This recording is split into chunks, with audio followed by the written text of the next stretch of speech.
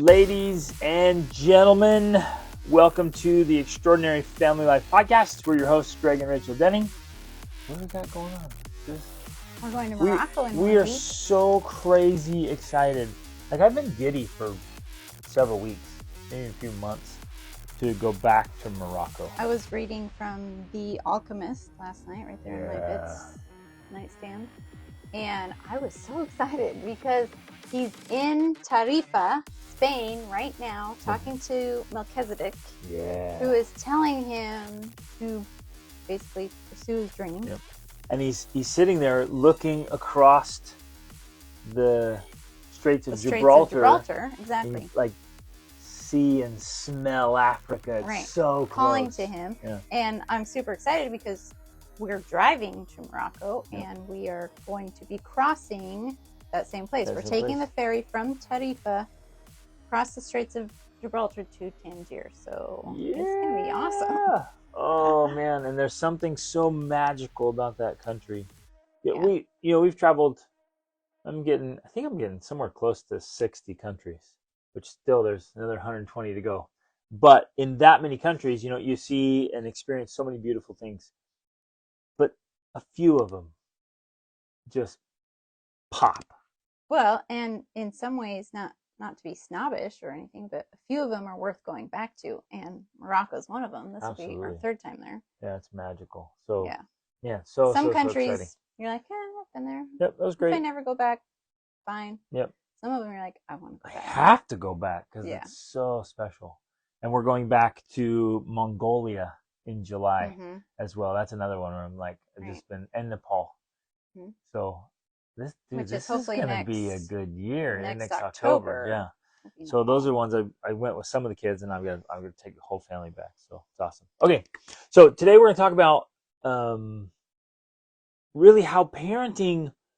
Well, we're addressing real life situations, and I hope you realize this. Every time we do a podcast, in a way, we're talking to someone. We're not calling them out. We're not, naming them by name, but we do have somebody or multiple people usually in mind. A lot of people because it's common. Because it's a common theme. We have someone in mind that we're talking to, and in some ways, I'm talking to myself, especially my younger self as a mother, and I'm talking to mothers all over who ultimately get into motherhood and realize that it's not what they expected. It's not like they dreamed, especially if they had this, like I did, idealistic view or vision of motherhood is going to be like this. And it's so picturesque, and it's like, for me, it was children on a picnic blanket in the sun, and they're dressed in these cute clothes, and they're clean, and they don't have snotty noses, and they get along behaved. Perfectly. Yeah, exactly. And so you have this vision of what it's like. They each prepared their own meals, and they're feeding each other. Yeah, exactly. And so you have this vision of what it's going to be like, and I don't think we should discount that, honestly, because it's actually very important to have that vision. Because if we didn't have a vision of what parenthood is going to be like, we wouldn't have children. Even an idyllic vision. So without something to draw you into it, because if you saw it as like, I'm never going to sleep again, I'm out. If you saw it as the reality, mostly the negative realities, because the positive realities are still good. Incredible.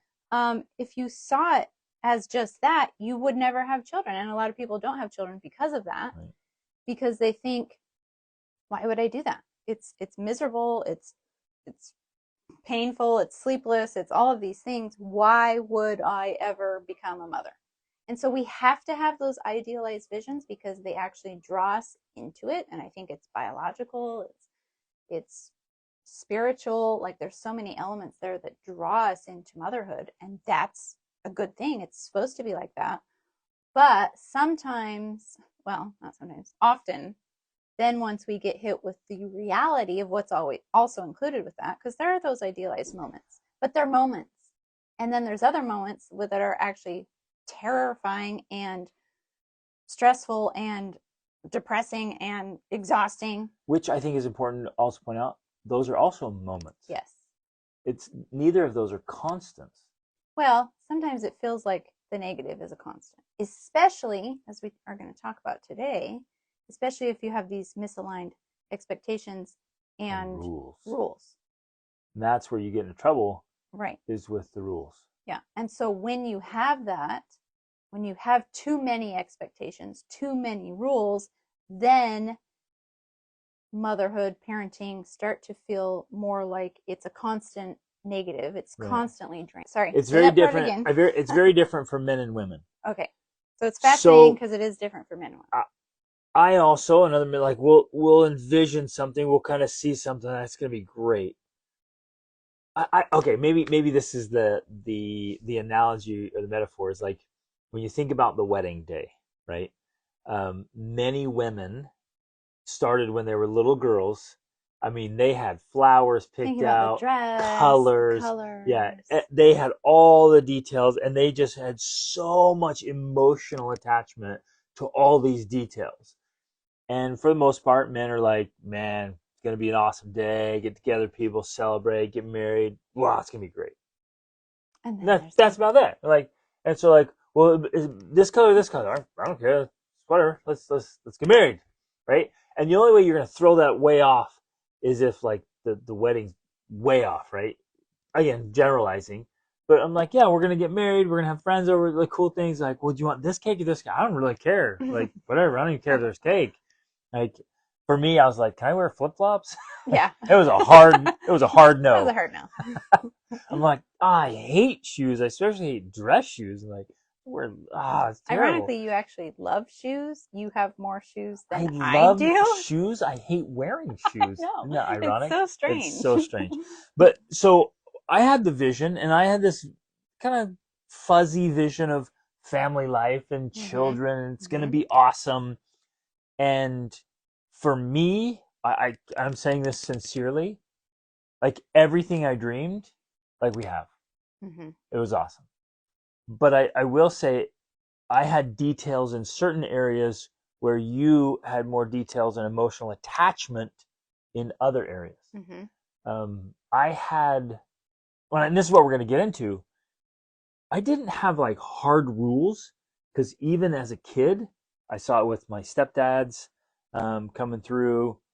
And then I was out on my own at 16, and it was interesting. I ended up in a lot of other families. I ended up in their houses. They'd have me over for dinner. They'd have me over, because I didn't have a place to stay, and they'd go, "We'll come stay with us for a few days, or a few weeks, or a few months in some cases." Mm-hmm. So I actually got to go immerse myself in other people's families, and it was one of the best things I think that ever happened to me because I was able to be immersed in another family culture and see all their rules Mm-hmm. and their expectations and their dynamics, their culture. And being an outsider in their family allowed me to objectively view what was working and what wasn't. Right. And so I would see some siblings react very poorly, or this I'd see, or you'd feel like if you come in as an outsider, you feel this. They're like, we're done, and you just feel the awkwardness, the Mm-hmm. weirdness, like, oh, that didn't go over well. But you'd sense it, and I started noticing that. So I started pulling back from rules, Mm-hmm. and and then I started also like voraciously seeking the secrets to happiness and success. So I was just devouring all the books. I was just looking everywhere I could. And what I found was not rules. There are some rules. What I found was principles. Mm-hmm. Principles and practices.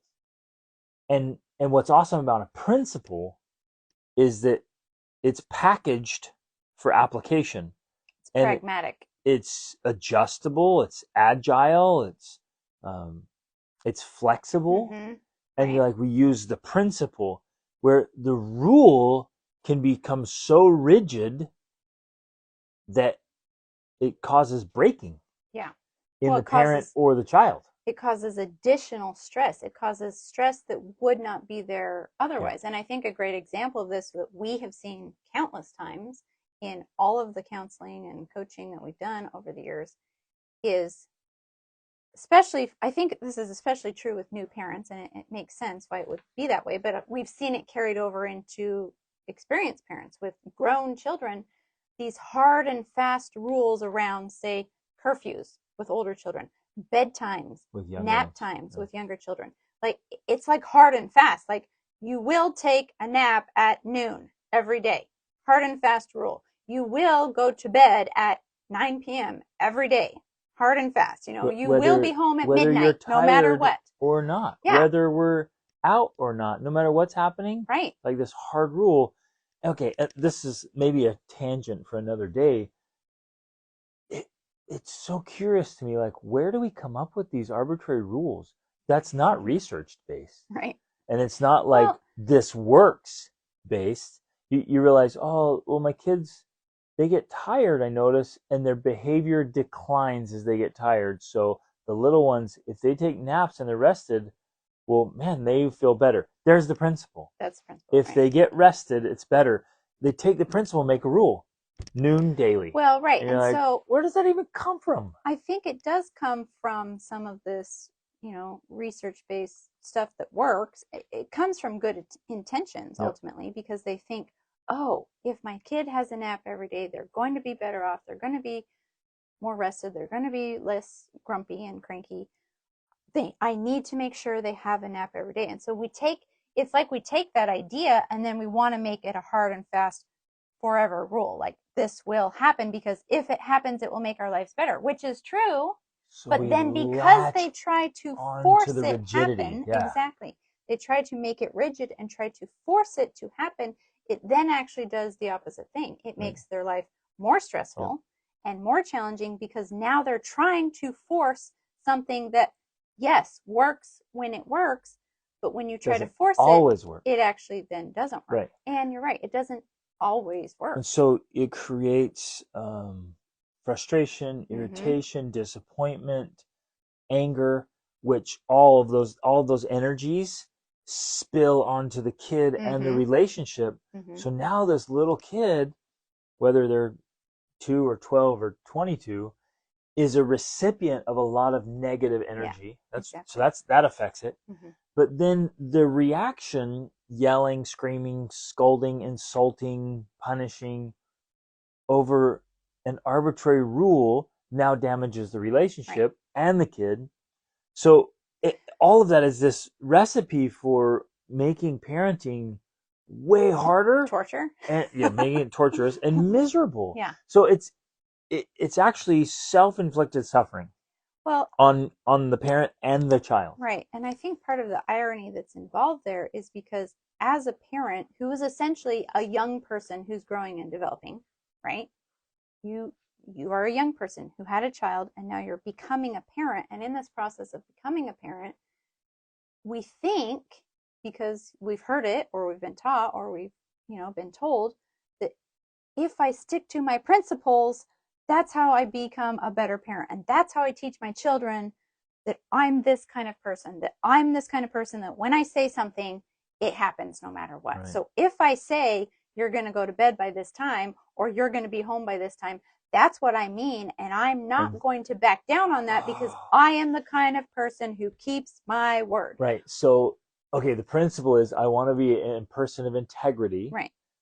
So then we think I have to attach that to an arbitrary rule and I have to keep the rule no matter what, which actually backfires and creates the opposite result, because you don't earn respect for your integrity. You earn resentment for your stupid rule. Right. Exactly. It backfires. You're like, and we think somehow we try to make these connections that sometimes they do connect, but not always. And I think that's the importance of the principle. The principle is, well, sometimes yes, and sometimes it varies. It's flexible. Sometimes you have to apply a different principle in place of those things because it's a dance. Or a different rule that still maintains the principle. Right. But the principle is held fast, and so you maintain your integrity.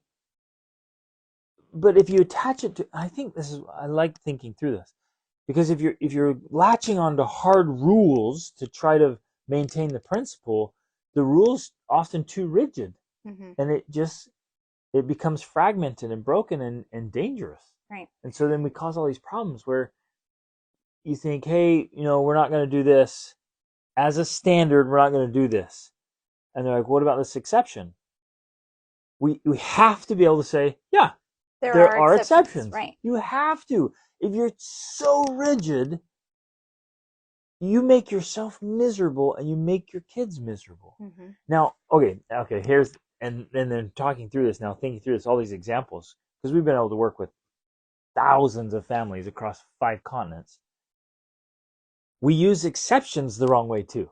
Right. Where like we just said, like, okay, no, hold the principle, and there will be exceptions to it, and you still get to keep the principle and the integrity. So the exception helps you maintain the principle. We use it the wrong way. Most people were like, they set a standard of like, I'm just not going to eat junk food. And like, well, except on special occasions. And then there's a special occasion 3 to 4 times a week. Right? And so then they're mostly living then exceptions. the exception becomes the rule. Right, exactly. Right. So they're like exception, and you're making exceptions for the wrong thing. Well, Where you're like, no, I don't ever have to eat. Okay, here's one for me. I don't ever have to eat fast food.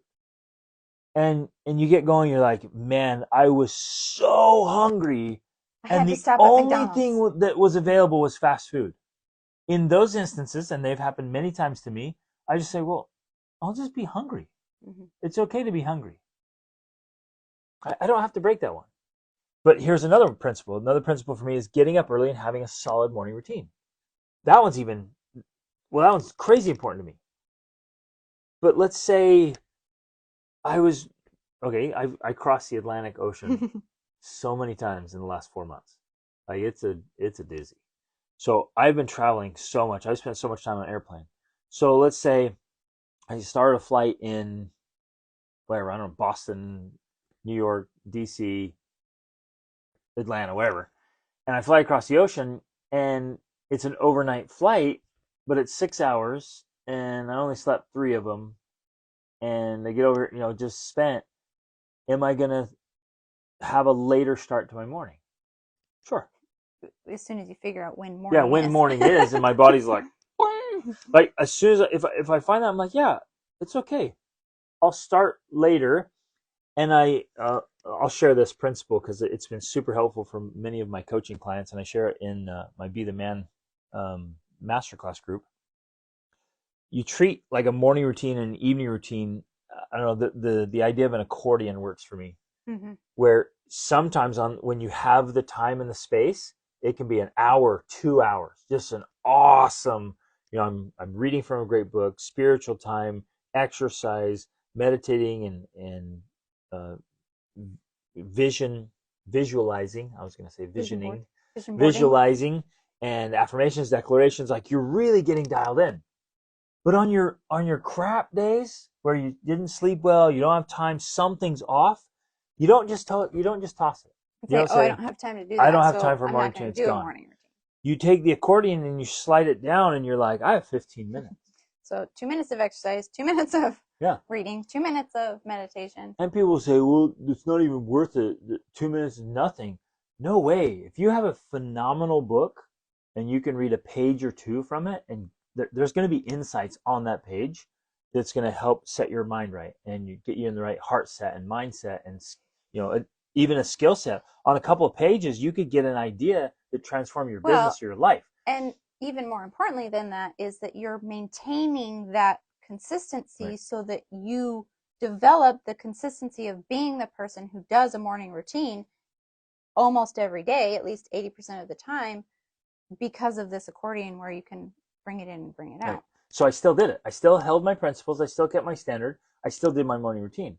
Yeah. And I want to point out, because people will be like, well, exercise, you can't do anything in 3 minutes of exercise. And to that, I always say, I'm like, oh, yeah, try doing burpees for 3 minutes straight. During a song. Get a 50-pound kettlebell in your favorite song and do kettlebell swings the entire. I dare you. And It's a great workout. tell me you don't get something out of 3 minutes. Yeah. Like, and so you've been gassing. Well, and so this is a perfect principle. It's perfect application for parenting in what we're talking about, because you can have these principles, you can have these standards, because then the other side of that is, and we've seen this tons of times, is people throw out all principles and standards because they think it just makes me stress if I have expectations that my child is supposed to take a nap, or my child is supposed to eat well, or whatever, go to bed at a certain time. Or so I have they rules throw and my it kids out. don't keep my rules. Yeah. Yep. So they throw it all out. That doesn't work either, because then there's no structure, there's no guidelines there, and children actually feel unstable, and they actually misbehave even more because of that. And so you take this principle of like, yeah, getting good sleep, going to bed early, that's a good principle. Taking a nap when they're younger, that's a good principle. But you adjust it in an accordion type way so that sometimes you're up till 10 o'clock or later. Sometimes you go to bed earlier because they're extra tired. Sometimes instead of taking a nap, maybe they're just taking a short rest. You sit and, take a moment together and they rest that way, as opposed to they have to go down and go to sleep and take a nap for an hour. Like, this very strict, harsh rule that if you try to enforce that 100%, you're just stressing yourself out. And so it becomes this flexible dance. It becomes like music. It's moving, it's changing, it's fluid, and that helps you to still have structure and flexibility, which ultimately is what you need and in order to enjoy parenting. Yeah, exactly. You have to have structure and flexibility. You have to have both. And what it requires us to read, so to speak, read the situation, read the person. And so naps do help. But let's say you're like, oh, hard nap time, and you go and the kid is just wired. They're not tired or grumpy. Nothing. They're just They playing. just want to play. Okay, here, iconic classic example here. The kid's actually playing peacefully. Yes. in the zone. They're in this creative space. They're playing Legos or drawing or cutting things or playing with sand and bugs or whatever.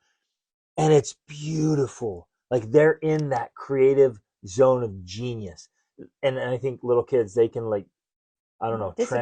transport into other realities. So they're gone. So they're not causing problems. They're not grumpy. They're not upset. Nothing's wrong. It's actually exactly what you want them to do. But you, as the parent, go, oh, it's nap time. Well, and so you interrupt something wonderful, something every parent wants or should want. You interrupt that to keep your rule, and so now the kid's upset. You're like, you just pulled me back from this other realm of awesomeness, which we all hate, into this in lame a state of flow. Yeah, and you're like, oh, you just interrupted me. And like it's your nap time, but the kid's just so wired on creativity and goodness and wonder. They don't want to sleep, and so you're trying to force this, and they're fighting it. And again, we're using the nap time as one example, but it's also a metaphor or representation of all the other times we do that. We interrupt something beautiful for some arbitrary rule. And I think often what happens, at least I know that this is something I did, is as the parent, you're future forecasting some negative thing that's going to happen because you think, my kid's not getting their nap, which means they're not going to be rested, which means they're going to be grumpier later on, which means, and so you're creating this whole potential scenario, which may very well happen. It's not that, based on experience, it's happened before, it could happen again.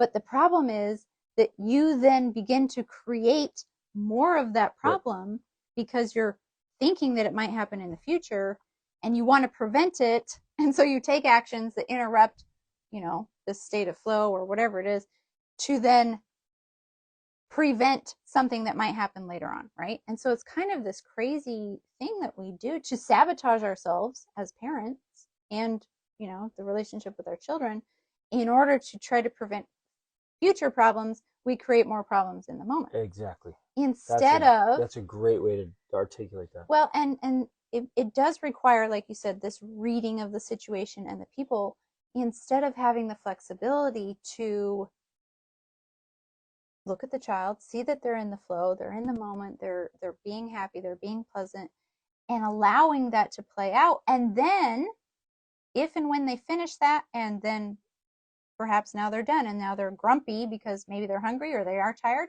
you then take the moment. And I think that this is actually something that we've been doing, I don't know, as long as I can remember in our parenting, is that we're not reactive, but responsive to the changes of our children. So then when we see that they change and their mood changes, their demeanor changes, that's when we take action to prevent future problems by responding in the moment to what they now need. Well, and paying enough attention and having enough awareness that we respond at the first sign. Yes. Because most people will lack awareness and they'll wait until it's ugly. And so then it becomes, and then they're reactive.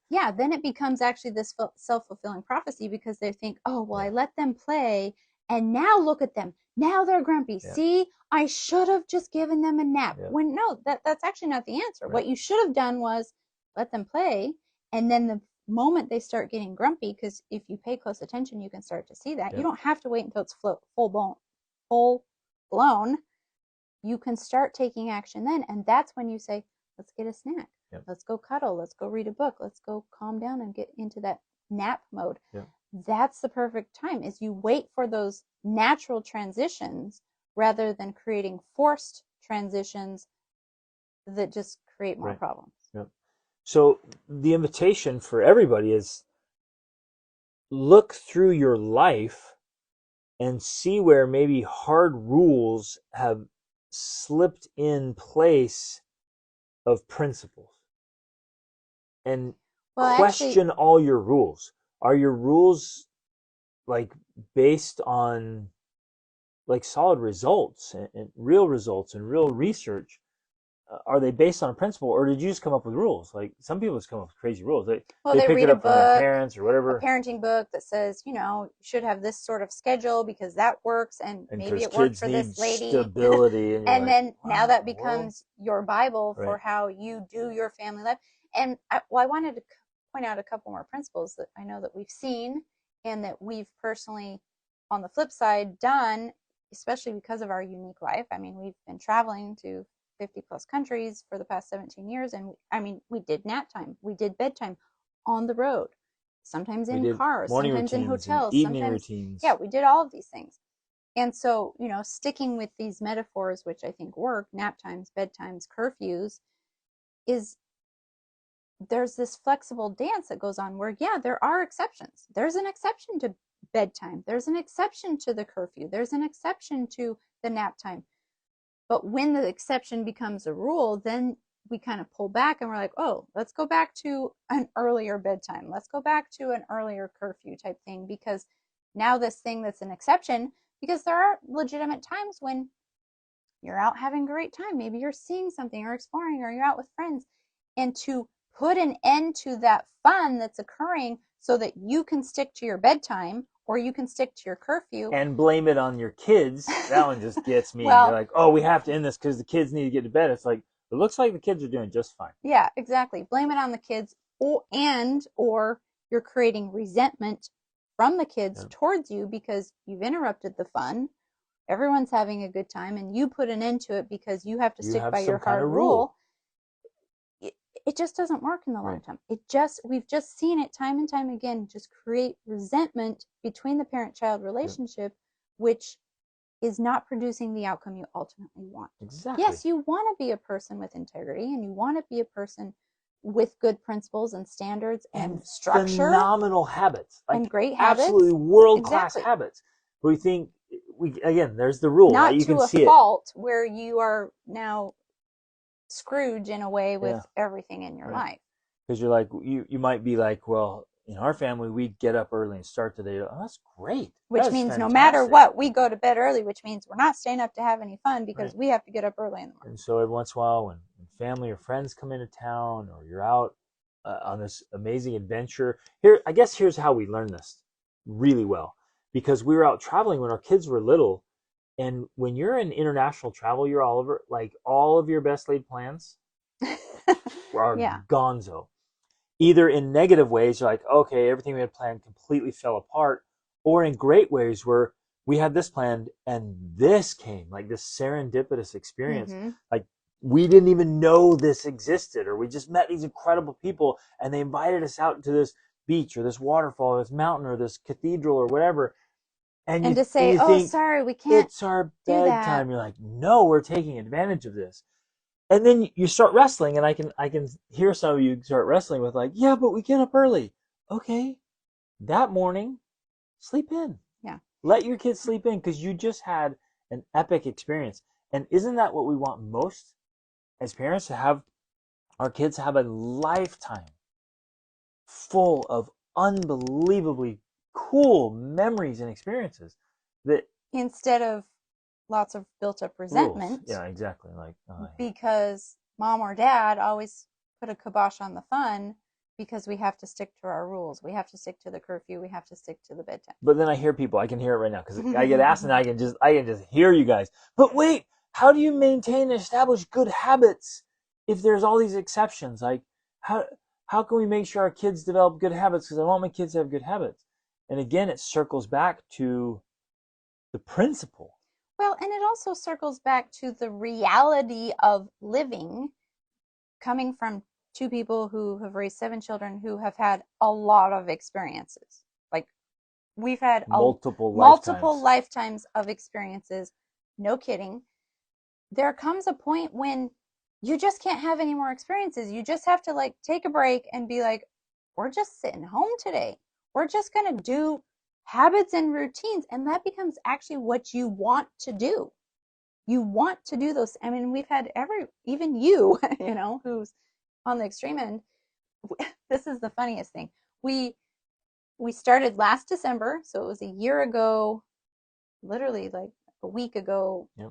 A year ago, a week ago, December 4th, we started and we flew to Oslo, Norway, and ended up doing, we didn't plan on it, but it ended up being, I think, 6 months and 17 countries. We had a ton of experiences, all with the plan that we were going to be moving to Portugal, which is where we are now. And by the time it was May, so it's been, 5+ months of nonstop traveling, we were in Egypt. We were in a gorgeous Airbnb that we'd rented right near the pyramids. We'd ridden the dromedaries. You rode the Arabian horses in the desert. Like, it was incredible. But at night we would go home, and I remember you laying on the couch saying, I just want to go to Portugal. Because as incredible as it was, yep, we were tired. It was exhausting. We just wanted to sit home and do nothing. And the interesting thing about that is how overstimulating Cairo is. Oh, well, yeah. Like, I mean, that didn't help. Cairo, like if you want external stimuli, yeah, Cairo is so it was like the pinnacle of this whole adventure. Like, just go, adventure, Cairo. And I'm like, I loved it. I loved it. Yeah, we did. So we loved much. It. And I'm like, I need a break. Just some downtime. I need a little bit of boredom. Exactly. I think. No. But coming from me, right, that's a big thing. And so we're telling this extreme story because it's representative of what we're talking about. Like, and I think this is also true. Sometimes exceptions might last for a week or a month or maybe 6 months. You're traveling the world nonstop with your family. There's a lot of exceptions that go on, back even to the food thing. Because you said, yeah, we never eat fast food, never. But there are times we eat food that we wouldn't eat at home because we're out traveling, and that's what there is. Like, turkey with French fries. French fries is served in every meal. Like, what the heck? But even in that, we would take a couple of steps down the rung. Right. But still, at least for me, I'm never eating this. Right. Like, if there's nothing, I'm like, let's do a 3-day fast. I'm not eating that crap. It's never going in my mouth. And I think that's also a principle too, because if you're living up here and these are your expectations and standards, that's fine. Sometimes you do have to drop down in order to embrace the flexibility of life. Right. You don't have to go all the way down here and be like, that's it, no bedtimes. We're staying up all night, all the time. It's an all or nothing. Yeah, it reaction. doesn't have to be all or nothing. Right. There's many, many layers there, and you get to decide where the hard deck is. Like, no, this is the hard deck. For us, it's fast food. We're never, and our kids know this, and we joke about it, never eating at McDonald's. It's just not happening, right? But there are other levels there of, we'll go to a cafe and get a chai latte, which I wouldn't get at home or wouldn't make at home because they has too much sugar in it. But when we're out, I'm going to get a chai latte type thing. Yeah. So some thoughts on where we've observed parents become rigid. I like the bedtime kind of curfew one, because parents get thinking, well, if I let my teens stay out late, then they can get into trouble. Nothing good will happen. And that, while that can be true, it's not necessarily true. It's not always true. And so the principle is, and it's all backed up by the research of sleep. You should be in bed. Like and a couple hours before midnight it's all, the research is all there. Like, get your butt to bed. So especially teens, they need sleep. Absolutely, and they need the growth hormone that they get early on that they won't get if they go to bed late. So it's true. It's a good principle. Right. But it can't be a hard deadline like, no, never. Because then you miss out on seeing the northern lights. Right. That only happens at at like the 2 top of a.m. Norway. And you're like, The nope, best ones. nope, we go to bed because this is our principle, this is our rule. You're like, dude, you're gonna miss out on a genuinely special experience for your dumb rule. So the vast majority of the time, we get to sleep at a good bedtime Well, because it's and healthy. even But something like that, cool experience, or even service. well, wait, hold on. Even a less extreme example of that is that, we will still stay up if we have friends over. If we have friends over, and especially if they're leaving the next day, yeah, we let the kids stay up late to talk and to visit and all of that, because it what it and you have to think about this also. I guess the point is from your child's perspective. Yeah. You're not trying to be a fun parent just to be a fun parent, but you're also not trying to be a stickler about everything, because that doesn't breed respect. Right. Ironically, or an enjoyable life. Your parents don't have more, sorry, not your parents. Your kids don't have more respect for you as their parents because you never allow exceptions. Ooh, I think that's so important to emphasize there. Being really strict does not Earn your necessarily respect. earn respect. Right. And in fact, often, unfortunately, I mean, if we could say the common thing that happens most of the time is it actually creates more resentment, especially as they become teenagers. I think it starts though when they're young. It generates more resentment than it does respect. So, okay, this is so good. I've been working closely with youth, young adults, teens, and youth for over 25 years, and you're exactly right. The kids with strict parents, they don't respect their parents. Mm-hmm. But the parents think that they're going to earn respect by being strict. Mm-hmm. It's not true. It backfires. And they also think that they're going to keep their kids safe and disciplined and good by being strict. And ironically, it's also usually the opposite. It actually, and speaking from my own experience with specifically my dad, it generates the opposite. It creates rebellion, resentment, and disrespect, and flimsy habits, because they're like, you're like, oh, my parents had such strict habits, like, I'm just gonna kind of, because I always want to enjoy my life now because everything was so unenjoyable around the strictness. Right. No, that is actually the other thing that does happen, and partly the reason for this happening is because when the parent is the one enforcing all the rules, the child never gets to practice doing that. Yep, exactly. And that's been another reason why we've taken the approach that we have. In fact, I mean, we don't actually have an official bedtime. We never really have. We allow our children to choose, even while they're young, because they get to practice paying attention to their bodies, noticing when they're tired, doing something about it instead of waiting for mom and dad to always tell them when to do it and like making the decisions for them.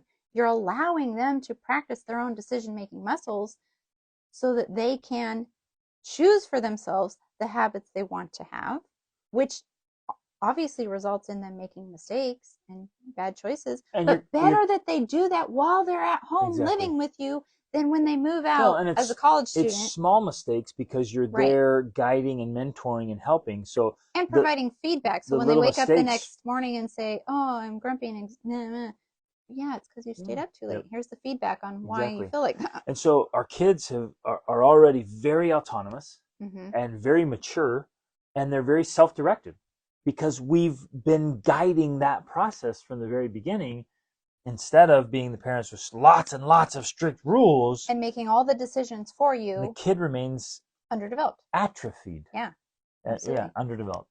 So you point out something, I think it fits right here too. One of the things we see a lot of strict rules on is keeping our kids safe. And so that starts with little kids. We don't even let them out to eat dirt, right? Because we're like, oh, they'll get some kind of disease, right? The thinking is, well, my kids will get sick. Well, yeah, but interestingly, if you protect them from eating dirt and touching things and picking up something off the ground and putting it in their mouth, I mean, it's gross. Even right now, you're like, "Woo, don't do that." And yet, it's been shown now, very obviously, that kids who are overprotected end up with more allergies and weaker immune systems. Mm-hmm. And Right. so now they suffer the rest of their adult life with all kinds of allergies, all kinds of immunity stuff, and getting sick all the time because they didn't build up the immune system. So Mm-hmm. letting them get a little sick and letting them touch all those germs and all the disgusting things, it's actually really good for them. Really, really good for them. Taking them out and exposing them to everything that's out in the world. And we were able to take our little ones, right? So our fourth child, our daughter, who's 16, we started when she was 4 months old. I think she was Mm-hmm. 4 months old. We drove the Pan American Highway into Central Our America. first travel And experience. so her entire life, she's just been exposed to food and people and places and cultures and animals and the jungle and the desert and the beach and the mountains. And I mean, all of it and all the food and all the crazy things. And she's been in close Probably to like 50, 47 yeah, countries. Yeah. over 45 countries. And man, she's got a travel bug like nobody's She has business. it the worst. She's got it. She just wants to keep exploring. She loves it. And she is just healthy and strong and developed in all these great ways, right? So then that's the manifestation when they're little of like, do we let them climb on the monkey bars?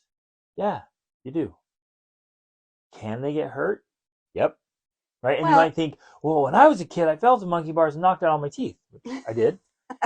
And so you'd think, well, I'm not letting my kid do that. right, Or I had a trampoline and I did flips off the trampoline and I broke my leg and I broke my arm, which which you I did. did. And so you'd think, we are never having a trampoline in our family. And I was like, no, it's not the case.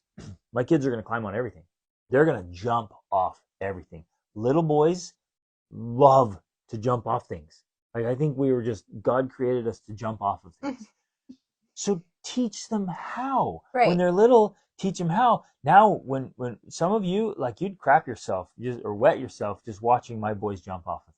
Well, and I think that you did learn something from your past Yeah. experience as a child. And so what you've been great at doing is teaching our children how to do, as Jordan Peterson puts it, dangerous things carefully. Yep. So And we're to take allowing risks. them to do dangerous things, but we're teaching them, yeah, to take risks, but we're teaching them how to do them in the safest way possible. Exactly. Obviously, it's not 100% safe because then it's not a risk, but you can lower the amount of risk by learning how to do it in a different, with a better skill set. One perfect example that this happened to us for real is we'd already been traveled to, I don't know, 30 plus countries. And then we had moved to Georgia just before COVID happened. And we went in Georgia, there's not a lot to do, we thought. And we went to the swimming hole, or it was a river or something. And everyone's on the one side enjoying themselves, sunning. There's some rocks and playing, and they're swimming. And then, of course, across the little river, there's more rocks and stuff. And obviously, that's where you guys were going to go. And so you decided you're swimming over there. And you took, I think, probably all of the kids, including the young ones who needed help swimming. You swam over there, you had a good time. You got waved down by the police on this side of the river. And they came over and basically like got after you. Like, you Oh can't do man, that. It's this dangerous. You shouldn't be swimming over I there. think he was a People will sheriff. drown. He just tore into us about how Negligent you were. yeah, And what kind of father are you? You don't even love your kids. Like you're not people protecting them. drown swimming across that. And my boys are standing there, they're just jacked, six pack abs, just shredded. And we're standing there looking at each other and looking at the cop like, dude, it's like 100 yards, maybe. Like what? We're, and we're not going to and of drown. course he's overweight and pudgy, like people can die. You're like, what the? And I'd done emergency rescue stuff. I'd been a triathlete, Right. like, and so I know You'd how to hiked rescue. it I swim. I can put the kids on my base back and swim camp, across. like you'd circled Iceland, you'd already done all of these things. And so we were kind of And like, yeah, rural Georgia didn't want us yeah. to swim across the But water. but I get the point. The point is, yes, for some people that is dangerous. Yep. For some people that's a huge risk. For some they're going to drown. But But see, if you that's a great example if because you the rule is increase, don't take the risk. yeah, Some people have drowned here, or some people could drown. Don't do it. That's a hard rule. Versus, whoa, that's a long way. It's colder. It's exhausting. Make sure you're being safe. Can and you think through contingencies? and even before that, to prepare yourself to be able to do those Right. types of things, because you'd already, that wasn't the first time you swam something like that. Right. You've already done lots of swimming before. I would do that for warm-ups, yeah, man. so each of you were prepared to be able to handle that kind of risk. And that's kind of what we're talking about, is that you can mitigate the level of risk by increasing your level of skills. So the principle is we want our children to be safe. Well, but it almost seems contradictory to the principle of we want our children to take risks. Well, and in fact, we have to even allow our children to take risks in order to learn how to be safe. Right. Another parallel there is we want our children to succeed, but we also want our children to fail. Exactly. Right? Because you have to fail in order to actually right? succeed. So what we ultimately want, we want fully developed children. In order to do that, they have to fail and succeed.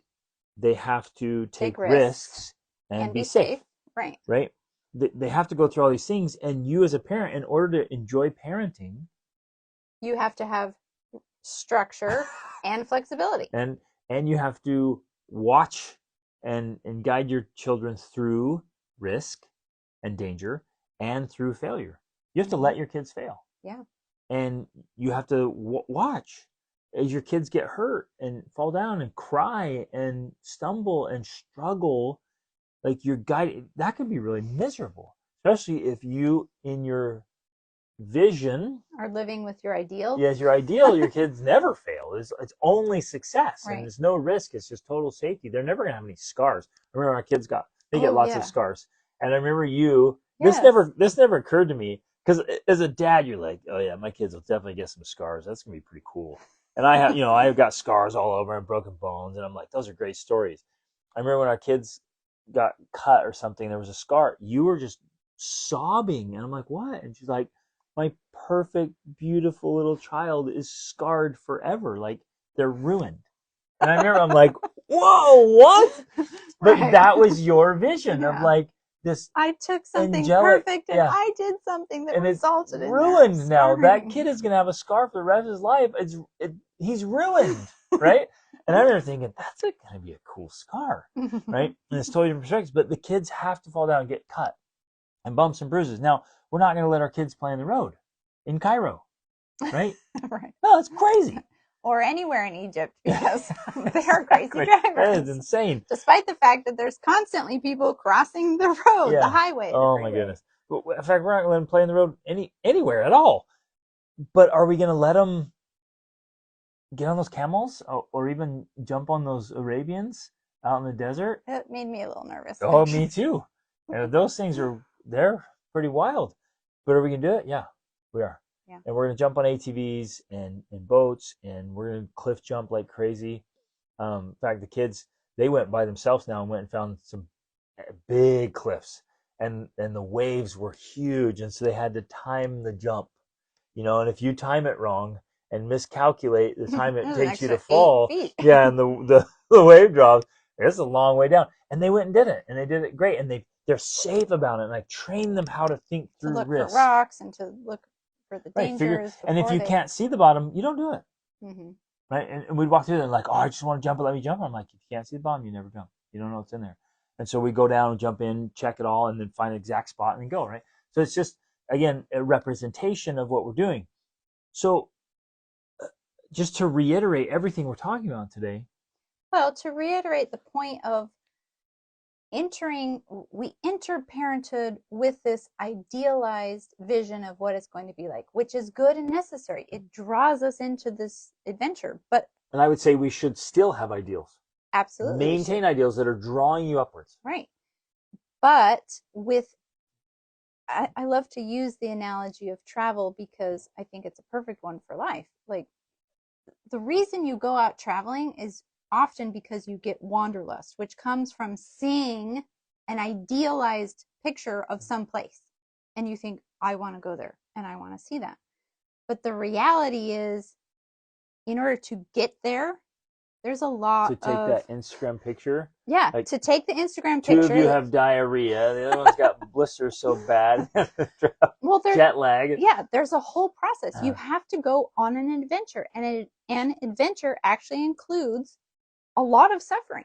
There's the whole thing. There, even the simple things like sitting in the airport for hours and then sitting on the plane and being uncomfortable. And especially if it's a place that's really far away, you've got like this 30-hour flight and you're miserable and you're cursing and you're like, why are we doing this? It's so horrible. And then, all of the things that take to get there, I think that's very real to what to parenting is like. Absolutely. And so we have to have those ideals, but we also have to then realize this is actually an adventure that I'm on. Right. I'm pursuing that ideal, but it's going to require all of these other things. And I have to be able to be structured and flexible.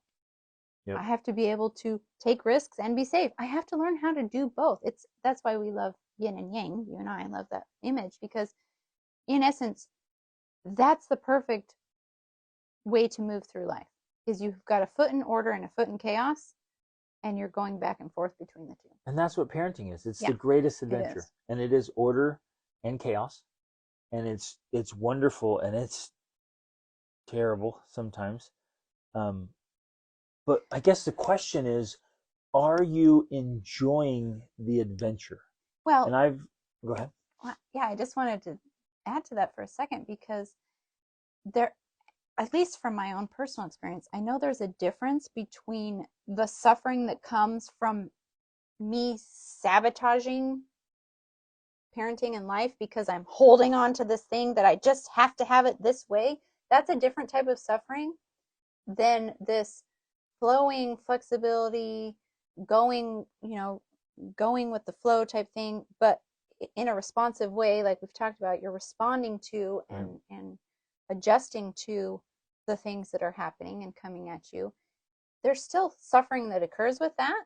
You're still going to have a child that's crying or upset, and you have to comfort them, and sleepless nights. Yeah. But it's more natural feeling. It's more, I don't even know what the word is. It just feels better in a way. It's suffering that feels better, which sounds weird. Well, because it's part of the journey instead of an unnecessary part of the journey. Yes. So, okay, I think it's a really important distinction. Because we could, we'd say, hey, hold up ideals, and you might think, yeah, my ideal is sleeping through the night. I'm like, well, actually, that's not a very wise ideal. Especially with kids. Young children. You are going to get woken up. So if you're like, I'm holding on to my ideal of sleeping through the night, well, that's actually, I would say, don't have that ideal. That's not a good one. When you have babies. Have an ideal of your kids respecting you because you've earned it, and you have a really great relationship with them. That's a great ideal. Well, I think especially for babies and young children, the ideal is not that I'm not going to wake up during the night, but that I am going to be responsive to my children's needs. Exactly. That's the ideal. Yep. My children have needs, and I'm going to meet them. But pleasantly. But that's very different than I'm going to enforce my rules on my child. Right. That's not meeting their needs. Right. And you might think it is. You might think, well, my child needs a nap, so I'm going to enforce that. That's different than meeting their needs, because meeting their needs is a flexible, dynamic, changing thing. That means in one moment they're hungry and you should feed them, as opposed to I only feed my children at 6 p.m. That's another thing. Yeah, the food thing. The on-demand breastfeeding versus the scheduled breastfeeding. I mean, there are people out there who literally have a schedule for breastfeeding, and I will feed my baby at 6 o'clock, and I don't feed them before that. That's not feeding kids. Meeting their needs. My kids eat breakfast at 8, noon, and 6, period. If they're hungry between, too bad. Right. What? And where does that come from? That's so arbitrary and insane. Right. And going back to the whole thing, I mean, that creates resentment. Your kids don't always know that. In very young babies, what it actually creates is this sense of there's no one out there that listens to me. Right. Nobody understands what I'm trying to communicate. Nobody meets my needs when I need them. Because if your baby's hungry at 5 and you're waiting till 6 to feed them, you're essentially telling your baby, I don't care about you, and you can cry all you want. Yep. I'm not responding because I And they don't know that you have some rule that Right. they have to wait till 6. Well, even when they're older, they could give a crap about your rules Or the because it's just time. arbitrary. Time Right. is It means irrelevant to nothing to them. They them. know nothing about time, and they don't And know you if think, they just ate an I'm hour ago. giving my kids structure and I'm teaching them discipline and I'm, teaching them they don't get instant gratification. Because again, the principle is I don't want my kids to have instant gratification. So I'm going to set up a rule that's arbitrary and they're going to get it. No, they won't. That kid's going to grow up as an adult that just feels I was never heard, never loved. I'm probably not lovable. They're going to have all kinds of insecurity issues. Which is the basis of many insecurities Yep. for a lot of people, because that is the parenting style that's been, Popular for around for a some long time. stupid Yeah. reason. So, oh man. So ultimately, You have to find the balance. and the right ideals, because we say hold up ideals, and like I was just saying, you can put it in the wrong thing. So hold up the right ideals, use principles and practices versus rules. And again, we have some rules, but very few rules. And the rule, man, if it's a hard rule, it better be well thought through and be there for a reason. There's only a few of them. Otherwise, it's a principle and a practice. And again, not to be misunderstood here, because I don't want people to think that we have a very laissez-faire life and that our habits are flimsy or non-existent because we want to be flexible and adaptable and spontaneous. So we don't want structure. We actually have. What would be interesting is people come and stay with us. They go with us on trips, or if they were to come stay with us, and they do. People come and stay with us all the time, and they're surprised by how much structure we have and like discipline and habits, but also so How much relaxed we are relax. too. Like people come like, dude, your family's like really intense and super chill. Yeah. Like the same, because like this They're dichotomy is like, both. how are they like so chill and so spontaneous and yet so structured and so disciplined? Right. And it's that. It's like, yeah, we work out. So we work out as a family and we work out hard. When it's workout time, like we work out crazy hard. You're like, okay, yeah, that means like every morning, 6 a.m. No. Well, what time you work out? I don't know. Whenever we do. When we get to it, it happens in the morning. You don't have a set time? No, we don't. But man, when we work out, we work out. You're like, well, how do you make sure your workouts get done? You're like, because they get done. Well, and It's that that comes down principle. It's like, to, I don't know exactly what time it yeah, will happen, but I know it will it will happen. happen. It will Right. happen. Right? Because Well, it's what a time do you read? routine rather than a schedule. Right. It's a principle and a Which practice. is another principle. Like you can have a routine, but that's very different from a schedule. You can have breakfast time and then playtime and then nap time and then, whatever. But that's different than breakfast is at 6 and lunch is at noon and nap time is at 1. They're very different things. Yep. And I think that that's a good illustration of ultimately what we've been talking about in this entire episode, is that live by routines, not schedule. Yep. And so we have lots of deliberately crafted habits and routines massive amounts of structure in our lives and our family, with massive in the amounts of midst flexibility of all the travel and the chaos and all the. I mean, we're all over the planet doing all kinds of epic things, and an opportunity pops up, we jump all over it, right? And yet, even in the midst of all of that, we maintain the habits, we maintain the principles and the practices, and it's all there. And we can say this sincerely, wholeheartedly, transparently, we love parenting. Like this is we're living our dream life. We're living that's way better than we dreamed of when we got married. Yeah. I mean, when I got married, I had this dream, but this is way better than anything I dreamed. Like our family life is an absolute dream life. Well, which is representative in what's happening next week. I mean, we are literally going to be driving to Morocco from Portugal. We're going to be spending a total of 3 weeks in Morocco, going to Fez, Tangier, Chefchaouen, the Blue City, Marrakesh, Casablanca, and then and then we'll be celebrating Christmas there. And then, which, they don't do Christmas, but we'll be celebrating Christmas there. And then we're leading a trip into the Sahara Desert. I'm saying it like you, Sahara. The Sahara Desert, over New Year's Eve, and we'll be in the desert for New Year's Eve, reading and talking about The Alchemist and about living your legend, and we're doing it as a family. And I think is a perfect example of how we still, that came to my mind, how we still have this structure and flexibility, because obviously that schedule requires flexibility because we're driving, we're going to different places, we're going to be sightseeing, we're going to be doing a lot of stuff. And yet this morning when I printed out charts for my 3 youngest kids, which I do every week, I printed out extras so that I can take those charts for the next 3 weeks with us, so they still have their charts to work on. And so in the morning, they still get up, no matter what Airbnb we're in or hotel, they get up and they work on their, now they don't get it 100%, and that's fine. That's not the point. We don't expect 100%. But the point is there's still structure there of like, hey, this is what you're expected to do, even though we're in Morocco. So even though we're on a trip. Perfect example. We're going to go wander through some really exotic foreign land, and we're bringing our charts. Yeah, exactly. But it's not like we've created this balance of chaos and order, of spontaneity and structure. We've created that intentionally and deliberately, and it works really well. It works really comfortable. So we're not fighting it. Right.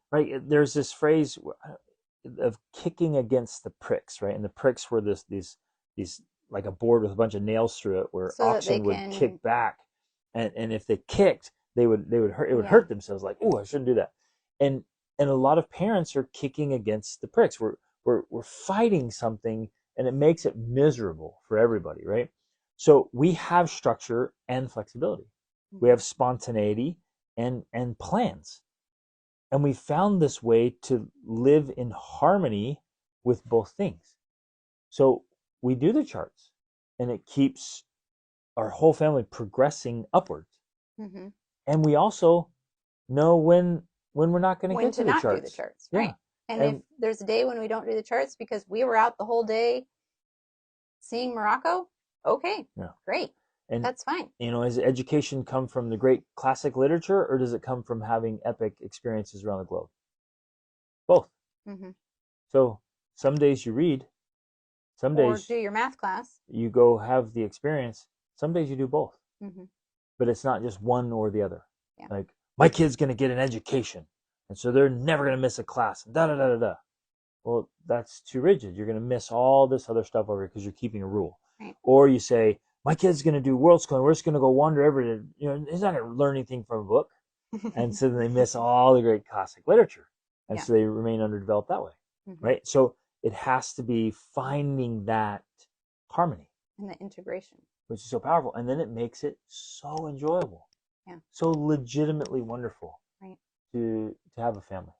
So I think the key takeaway here is, in parenting and motherhood, fatherhood, if you're not enjoying it as much as you imagined you would, you have to reevaluate how you're approaching it.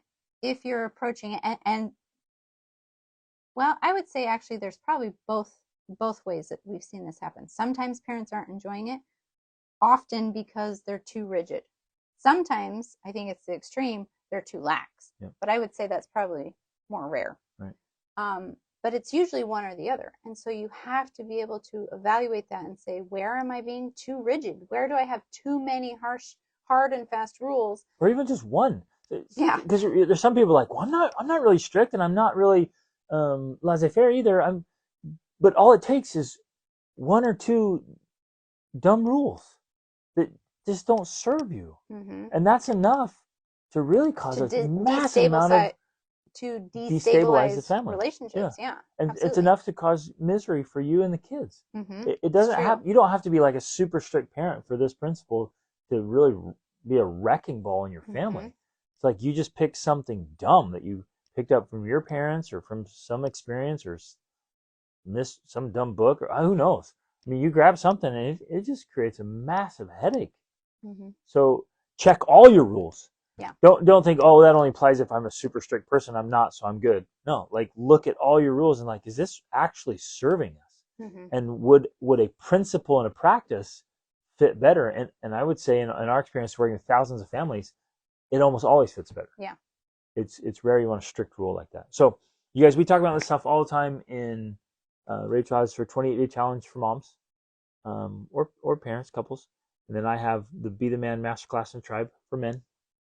And we're teaching these things all the time. So we do our life coaching with the 28-day challenge every week. And so hit on these all the time. And except that we're answering questions specifically. Yep. So again, what I'm saying is like there's more resources out there for parenting is I would say probably complex. The most challenging thing. If you want to do it well, it's the most challenging thing you'll do in life. Yeah. It really is.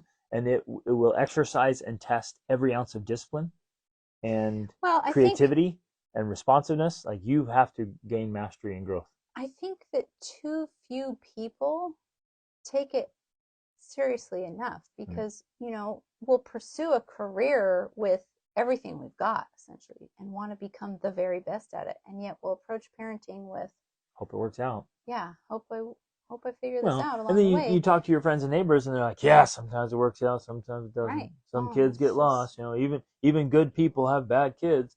And it has nothing to do with you being a good person. It has to do with you being a good parent. Right, which is a very specific skill set. Yeah, right there. It is. I mean, it has to be. Parenting is a very specific skill set. You can be an amazing spouse. You can be an amazing philanthropist. You can be an amazing business owner. You can be a great homemaker. person who's just sincerely good. World-class, amazing person, and you can suck as a parent. Yeah. Or suck in certain aspects of parenting. And in today's episode, you could just suck at rules. Because you just, even in your greatest desires to do good and be good and with the purest desire to help your kids be happy and successful, you have created a rule that is actually creating the very opposite thing of what you want. You're colluding in your own misery and your kids' resentment. Wow. Okay. Love you guys. Thanks for listening and watching. And let us know how we can help. Like, message us, connect with us on social, send us emails, ask questions on the platform, wherever. Let us know how we help so we can all live an extraordinary, genuinely extraordinary family life. Love you guys. Reach upward.